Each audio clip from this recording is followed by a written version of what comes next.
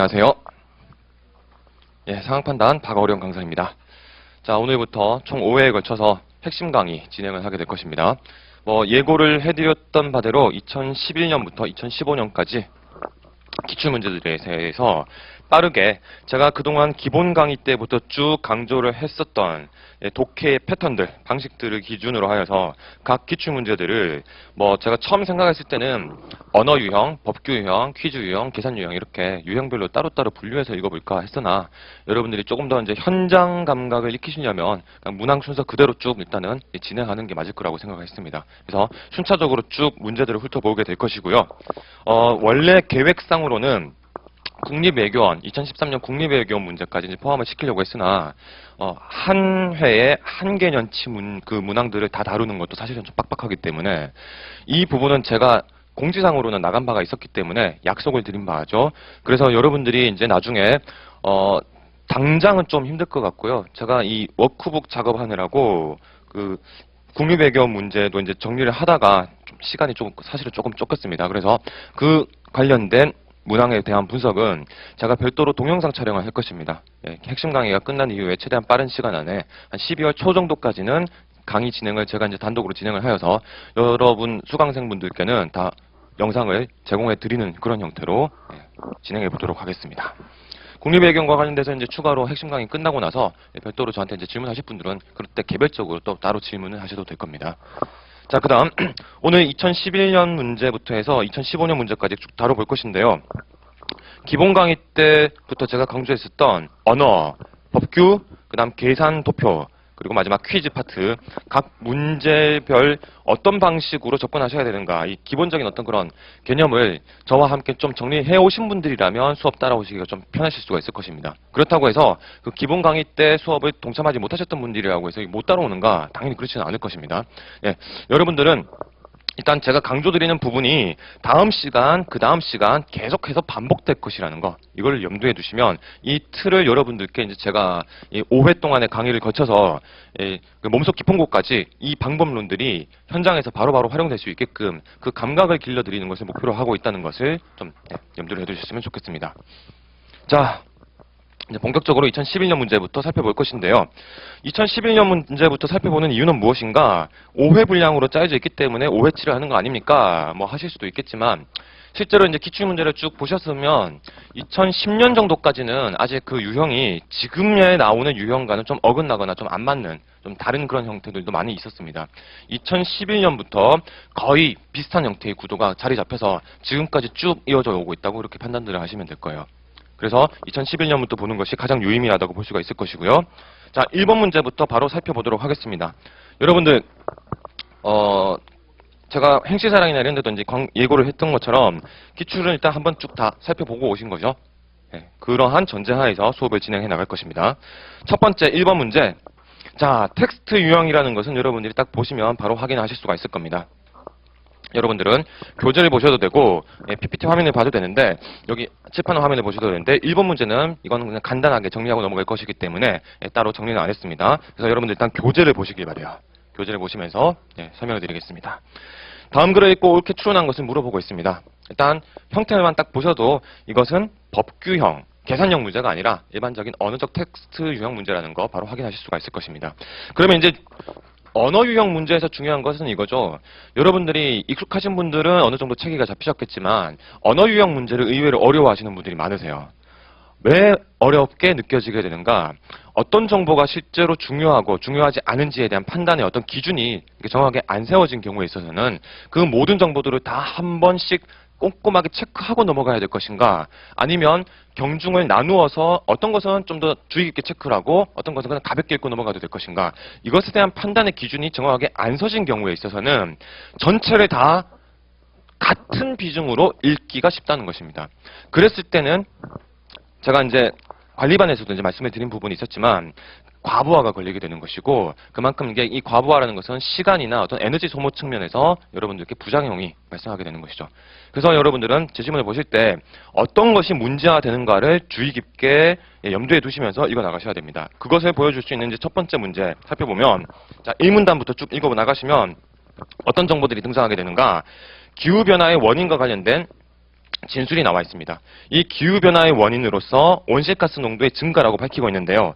제가 항상 강조드렸던 것은 언어 유형에서는 어떤 것을 문제화하는가, 비교되고 있는 것부터 우선적으로 찾아라. 그 나머지 것들은 일단은 가볍게 읽고 넘어가도 된다고 항상 말씀을 드렸었습니다. 여기에서도 일단 첫 번째 부분, 화석연료의 과도한 사용으로 인한 온실가스 농도의 증가가 기후변화의 원인이다 라고 되어 있는데요. 그러면 이것은 비교가 되고 있는 구절인가? 그렇지 않다는 것을 여러분들이 이제 금방 판단을 하셨다면 가볍게 읽고 그 다음 부분으로 바로바로 넘어가 주는 겁니다. 자, 그 다음 부분, 지구온난화에 가장 큰 영향을 미치는 6대 온실가스로는 이산화탄소 등등등이 나열되어 있습니다. 이렇게 나열된 정보들은 또 어떻게 처리할 것인가, 이것이 초기에는 좀 고민이 되실 수가 있을 것인데요. 항목이 같은 어떤 계열상에서 이렇게 쭉 나열되어 있을 때는 일단은 이것들 자체를 문제화하는 경우는 잘 없다라고 여러분들이 그냥 단정적으로 생각을 해주시면 됩니다. 그러면 이것들도 일단은 6가지가 이렇게 있구나, 그냥 언급하는 정도를 그냥 그대로 이제 인지하고 바로 넘어가시는 겁니다. 그러면 이제 마지막 문장에서 이중 이산화탄소의 평균 농도는 산업혁명 전에는 약 280 ppm이었으나 2005년에는 379 ppm으로 35.4%가 증가하였다라고 하여서 여기에서 이제 뭔가 요 비교라고 할 수 있는 구도가 처음으로 등장하게 된 거나 사실상 마찬가지인 것이죠. 어떤 비교의 구도입니까? 시대적인 어떤 차이점을 가지고 비교를 하고 있었던 부분이고, 여기에서 말하고 있었던 것은 이산화탄소의 평균 농도가 산업혁명 전과 2005년으로 비교가 되고 있었던 것이죠. 산업혁명 전과 그 다음 2005년 요 시대적인 차이점에 대한 비교였습니다. 구체적인 수치도 나와 있습니다. 그런데 이제 대전제가 되는 게 있었죠. 여기서 말했었던 산업혁명 전 2005년 이 시점상에 있어서의 비교가 되고 있는 그 구체적인 타겟은 무엇이었는가? 온실가스 6개 전체를 다 아울러서 그 퍼센트지를 말한 것이 아니라 어디까지나 이산화탄소 CO2에 대해서만 국한시켜서 말했었다는 것입니다. 이 부분도 상황 판단 이 설명문 텍스트 문제들에서 자주 활용되는 부분이죠. 무엇입니까? 전체를 다루고 있는 상황인가, 아니면 그 전체의 일부를 다루고 있는 상황인가, 요 판단을 여러분들이 빨리 정확하게 해주셔야 되는데, 여기에서는 전체가 아닌 이산화탄소만을 대상으로 하였다는 것을 어렵지 않게 판단하실 수가 있을 것입니다. 근데 이제 이와 같은 부분들은 계속 반복적으로 문제가 될 것이기 때문에 이런 형태의 진술, 어떤 정보의 그 대응 구조가 형성되어 있다면 그러면 여러분들은 이 부분이 더 무게중심이 높은 것이다 라고 판단하고 그 부분에서 문제화될 가능성을 염두에 두시고 선택지를 판단해 나가시면 됩니다. 그러면 실제로 자, 1문단 오른쪽은 이제 같이 살펴볼게요. 1문단이라고 되어 있는 그 파트의 아랫부분을 보시면 디귿에서 이것을 물어보고 있다는 것을 제가 설명해놨습니다. 실제로 디귿을 보면 산업혁명 이후 6대 온실가스 중에서 이산화탄소 농도의 증가율이 가장 크다. 자, 본문에서 말했던 것은 어디까지나 이산화탄소만을 대상으로 하여서 요 두 시기 사이의 농도 증가 폭을 말했었던 것인데, 디귿은 그것이 아니라 전체 중에서 이산화탄소 농도의 어떤 그런 증가의 폭이 얼마만큼 더 큰가를 비교가 현재 제대로 될 수 없는 부분을 현재 물어보고 있는 것이죠. 그러면 여기에서는 실제로 비교가 되고 있는 A라는 개념과 B라는 개념, 비교가 되고 있을 때 요 A라는 개념과 관련된 구체적인 성질, 특징, 바로 2번 문제에서 이걸 가지고 문제화 시킵니다. B라는 개념과 관련된 이거 톡이죠, 톡이. A톡이, B톡이 2번 문제에 등장하는 거기에서 이 성질이나 특징으로 아랫바닥이 모양이 어떤가와 관련된 비교 지점 가지고 구체적으로 직접 문제화를 시켰다면 지금 현재 여기에서 등장하는 요 1문단의 후반부의 진술 내용을 문제화시키는 패턴은 이런 직접적인 비교 구도랑은 조금 다릅니다. 다르긴 하지만 문제화될 수 있는 가능성이 높은 지점은 항상 이런 부분들이라는 거예요. 이런 부분들이라는 거. 그러면 설명문 중심의 이 상황 판단 텍스트 문제를 보실 때는 일단은 여기에 방점 찍고 계속 읽어 나가시는 겁니다. 자, 계속 제가 반복해서 귀가 닳도록 제가 말씀을 드릴 부분이고요. 이와 같은 형식으로 첫 번째 1문단의 내용 중에서 어떤 게 문제가 될 수가 있는가, 맨 마지막 부분밖에 없었다는 거 판단이 되셨죠? 그러면 나머지 부분들에 대해서는 이제 실제로 보기를 확인하시더라도 문제가 안 되고 있습니다. 2문단으로 넘어가 볼게요. 2문단에서도 어떤 것들이 비교되고 있는가 중심으로 읽어주시면 남극해, 남극 대륙 일부를 제외한 전 지표면에서 온난화가 나타나고 있으며 지난 20년 동안 육지의 온난화가 해양보다 빠르게 진행되어 왔다. 비교되고 있죠? 자, 그 다음 온난화의 진행 정도는 북반구가 남반구에 비하여 훨씬 심하며 여기서도 비교. 북극 지방의 평균 온도 증가율은 지구 평균 온도 증가율이 약 2배 이르고 있다. 여기서도 비교. 그러면 이 비교 지점들은 다 문제가 될 가능성이 있다는 것이고 실제로 보기를 보시죠. 보기를 보시면 첫 번째 기읍. 현재와 같은 온난화 추세가 지속되는 한 북반구의 평균 온도 변화는 남반구의 평균 온도 변화보다 더 클 수 있다. 자, 북반구가 온도 변화가 더 높은 폭으로 이루어지고 있다고 설명을 해놨었습니다. 그거 가지고 바로 판단할 수 있는 내용이었고요. 그 다음 니은 기후변화로 인한 육지의 생태계 변화는 해양의 생태계 변화보다 심하지 않을 것이다. 이건 뭐 가지고 판단할 수 있습니까? 우리가 제일 첫 번째 육지의 온난화가 해양보다 빠르게 진행되어 왔다고 했었던 그 비교 지점 가지고 판단할 수 있었던 것이죠. 자, 판단을 하는 그 어떤 프로세서 자체는 복잡할 것은 없을 것입니다. 그렇죠? 다만 이 짧은 텍스트이기 때문에 금방금방 찾아낼 수가 있었고 실제로 이 문단에 다 압축되어 있었기 때문에 여기에서 비교되고 있는 거 금방 찾을 수가 있었는데 실제로 이와 같은 비교 지점에서 문제해야 되는 패턴은 앞으로 복잡한 텍스트, 좀 제시문의 길이가 긴 텍스트들을 보실 때 역시 마찬가지 방식으로 여러분들이 활용해 주실 그런 감각이라는 겁니다. 그러면 이 구도에서 벗어난 문제들은 무엇인가? 이거는 이제 순차적으로 기출문제들 쭉쭉 보면서 말씀을 드릴 것이고요. 1번 문제는 어떤 것에서 문제가 되는가를 가볍게 터치하는 정도로 이렇게 마무리 짓고 바로 다음 문제, 2번 문제 넘어가 보겠습니다. 자, 2번 문제 방금 말씀드렸던 것처럼 여기에도 쭉 보시면 신석기 시대 토기에 관한 강연 내용을 보고 옳게 추론한 것을 물어보고 있는데 A 토기, B 토기, C 토기 세 가지 토기의 어떤 그런 특징을 서술하고 있습니다. 자, 비교 중심으로 읽어야 될 것이라는 거 판단이 바로 되셨죠? 그러면 A토기부터 일단 쭉 읽어 나가시게 될 것인데요. A토기에서 어떤 부분이 나머지 B토기나 C토기와 비교가 될 것인가? 여기에 A토기 부분을 읽으면서 여러분들이 밑줄 긋거나 방점을 찍어야 될 그 부분을 빠르게 찾아보도록 하겠습니다. 자, 여러분들 텍스트 보셔도 돼요. 화면 굳이 안 보셔도 됩니다. 첫 번째.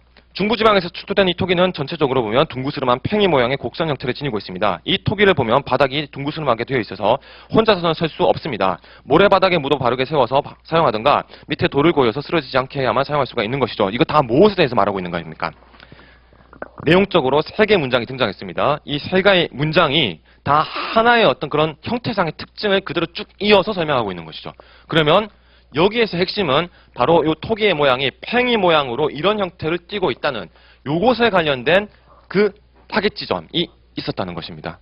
그러면 첫 번째 우리가 이 A 토기를 보면서 팽이 모양의 곡선 형태, 아래쪽으로 뾰족하게 튀어나온 형태이다 라는 것을 체크를 해놔야 되겠죠.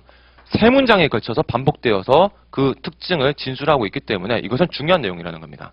그리고 나서 이제 다음 부분을 내려가서 보면 그러니까 이러한 토기들은 해안가나 강가 양지 바른 곳에서 주로 생활을 하던 사람들의 생활 배경을 말해준다고 볼 수 있다. 이것은 조금은 이 빗살무늬 토기 자체의 어떤 모양, 그것을 말한 것이 아니라 이것으로 인해서 추론할 수 있는 그 당시 시대적인 혹은 환경적인 배경을 말을 하고 있었던 것입니다. 자, 이 부분에 대한 판단은 일단은 좀 보류할 수밖에 없을 거예요. 요 A 토기에 관련된 것만 읽어 나가실 때는. 제 말이 좀 빠른가요? 괜찮으시죠? 네. 그래서 조금 천천히 하겠습니다. 자, 그래서 토기는 단순히 생활 용기, 즉 그릇일 뿐만 아니라 그것이 만들어진 시대적 배경을 말해준다는 점에서 역사적 의미가 크다고 되어 있습니다. 역사적 의미가 크다. 이 토기는 역사적 의미가 크다. 이게 뭐 상황 판단에서는 중요한 부분이 아니라는 건 제가 기본 강의 때 아마 다들 말씀을 드렸었고 오늘 저와 처음 이렇게 접하시는 분들이라도 요거는 염두를 해두세요. 취지, 목적, 어떤 의의를 언급한 문장들은 상황 판단에서는 중요하지 않습니다.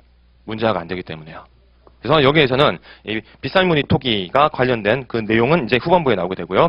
자, 이 토기는 이제 다른 내용이 나오고 있습니다. 문양이 어떤가를 보여주고 있죠. 이러한 전면에 문양이 새겨져 있는 상태에서 이 무늬들은 한결같이 기하학적이고 추상적인 상징성을 띠고 있습니다. 심심풀이로 문양을 새긴 것이 아니라 무엇인가를 나타내고자 하는 것이다. 자, 문양의 모양이 실제로 어떤 형태인지는 모르겠지만 일단 두 가지, 첫 번째 전체적인 틀, 형태, 그 다음 두 번째 부분에서 우리가 확인할 수 있었던 것은 이 무늬가 어떤 성격을 가지고 있는가, 이 두 가지가 핵심이라는 거 확인을 하셨죠. 그 상태에서 이제 B 토기와 관련된 진술을 보실 때는 나머지 부차적인 것보다는 앞에 A 토기에서 확인했었던 이 핵심 키워드 두 가지 가지고 이제 비교를 해주셔야 되는 것입니다. 그러면 첫 번째 B 토기, 신석기 시대의 고급스러우면서도 색다른 토기로 함경도 지역에서 나온 까만색의 흑도를 빼놓을 수 없습니다. 비교 안 되죠? 넘어갑니다. 이 토기는 배가 불룩하고 바닥이 평평하여 바닥이 평평한 모양이다. 비교되고 있는 그 지점. 주둥이가 좁은 형태. 그릇 표면의 대부분을 차지하는 배 부분에는 지릉이 같은 줄무늬들이 남아있는데 이 문양에 관련된 형태상의 특징 서술이 되어 있습니다. 이 두 가지 체크해서 A토기와의 어떤 차이점을 보이고 있는가 확인해 주시면 되는 것이죠. C토기로 넘어가서도 역시 마찬가지입니다.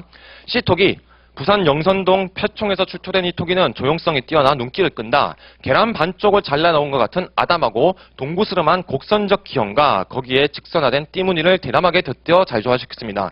이거는 한 문장 안에서 A토기, B토기와의 비교 지점을 다 언급하고 있죠. 그죠? 형태상에 있어서 계란 반쪽을 잘라놓은 듯한 모양. 그 다음 직선화된 띠무늬를 대담하게 덧대어 놨던 거. 그러면 어떤 부분에서 B토기와 A토기와 비교되고 있는 부분인가? 이 형태상에 있어서는 아래쪽이 그래도 좀 볼록하게 튀어나온 형태이기 때문에 A토기와 유사하고요. 무늬상에 있어서 B토기가 보여줬었던 지릉이 같은 줄무늬가 아니라 직선화된 띠무늬라는 거. 이 차이점 확인하셨으면 게임 끝났습니다. 실제로 이제 이거 가지고 대부분의 선택지를 다 판별할 수가 있었던 것이고, 이 보기들 가운데서 어떤 것 정도만 주의해 주셨으면 되는가? 니은이죠. C토기는 A토기와 달리 지반이 단단한 산간지방에서 주로 사용되었다고 했는데 C토기가 어떤 형태를 취하고 있었던가? A토기와 비슷한 어떤 그런 모양, 형태를 취하고 있었다는 거. 계란을 반쪽을 잘라놓은 거라면 어쩔 수 없이 이렇게 뾰족하거나 이렇게 둥그스름한 아랫부분이 만들어질 수밖에 없게 되는 것이죠. 그러면 바닥에, 평평한 바닥에 그대로 안정적으로 세워놓을 수가 없다는 측면에서는 A토기와 같은 어떤 그런 성질을 띠게 될 수밖에 없습니다. 그러면 이 녀석은 산간지방, 특히 어떤 산간지방? 지반이 단단한 산간지방에서는 안 되고 A토기와 비슷하게 해안가, 모래같이 부드러운 흙이 많이 있는 그 지역에서 이 토기를 사용할 수밖에 없었다는 것을 예측할 수가 있게 되죠. 자, 나머지 것들은 비교되고 있는 지점 중심으로 여러분들이 읽어주셨으면 금방금방 판단할 수가 있었던 것들이기 때문에 이 선택지들은 그냥 가볍게 넘어가겠습니다. 자, 그 다음 3번 문제 역시 여러분들이 보셔야 될 것은 비교되고 있는 지점입니다. 3번도 형태상에 있어서는 이게 이제 언어 논리식으로 따지면 주장 간의 어떤 비교 분석, 주장들 사이에서 여러분들이 강화 약화하는 그런 문제들도 있죠. 그런 패턴의 문제랑은 전혀 다릅니다. 여기에서는 어디까지나 그 차이점 부분만 정확하게 읽어주시면 약간의 추론을 통해서 쉽게 답이 도출이 될 수가 있습니다. 자, 한번 살펴보면요. 갑과 을이 이제 쌍이 묶입니다. 첫 번째 갑. 가족은 혼인제도에 의해 성립된 집단으로서 두 명의 성인 남녀와 그들이 출산한 자녀 또는 입양한 자녀로 이루어져야만 한다. 이러한 가족은 공동의 거주, 생식 및 경제적 협력이라는 특성을 갖고 있어 항상 어떤 비교 지점 중심으로 문제가 된다고 이제 염두를 해두셔야 되는데 하나만 가지고는 다 그 비교되는 지점을 찾아내기가 어렵습니다. 그래서 지금 이 텍스트 같은 경우에는 갑과 을 정도까지 보신 상태에서 이 둘이 어떤 점에서 차이가 이루어지게 되는가, 발생하게 되는가 이거를 찾아내셔야 될 거예요. 그러면 일단 갑은 일단 읽었고 두 번째 을. 가족은 둘 이상의 사람들이 함께 거주하면서 지속적인 관계를 유지하는 집단을 말한다. 앞에서 갑도 비슷하게 이야기한 것 같은데 어떤 부분에서 이 차이점이 발생한 것이지? 차이점이 없다면 문제가 안 됩니다. 이렇게 굳이 나누어서 말하지도 않았을 거예요. 어떤 부분이 차이가 나는가 빨리 찾아내실 수 있으셔야 되죠. 자, 갑은 두 명의 성인 남녀와 그들이 출산한 자녀 또는 입양한 자녀로 이루어진다고 했는데 을은 약간 미세하게 읽으셨어야 되죠. 둘 이상의 사람들이 함께 거주하면서 지속적인 관계를 유지하는 집단을 말한다고 돼 있어서 남녀의 결합이라는 것을 여기에서는 언급하지 않았습니다. 그냥 사람이라고만 돼 있었던 것이죠. 그래서 요 갑과 을의 가장 결정적인 차이점은 갑은 어디까지나 남녀, 성별이 다른 남녀 간의 결합. 을은 그냥 사람이기만 하면 되기 때문에 우리는 여기에서 뭘 추론할 수가 있습니까? 실제 이제 보기에서도 물어보게 되는 것인데요. 동성 결혼을 이 사람은 부정하지 않는 것이죠. 동성 간의 결혼을. 하지만 이 갑 같은 경우에는 동성 결혼에 대해서는 반대할 것입니다. 요거는 약간의 추론이 이제 필요한 부분이긴 하겠지만 어렵지 않게 찾아내실 수 있으시죠? 실제로 여러분들 예습하실 때 다 금방 판단들을 하셨죠? 네. 자, 그 다음 두 번째 을까지 살펴봤고, 그다음 병과 정, 병은 어떻게 되어 있는가? 핵가족은 전통적인 성역할에 기초하여 아동 양육, 사회화, 노동력 재생산 등의 기능을 가장 이상적으로 수행할 수 있는 가족 구조인데 최근 우리 사회에서 발생하는 출산율 저하 등등은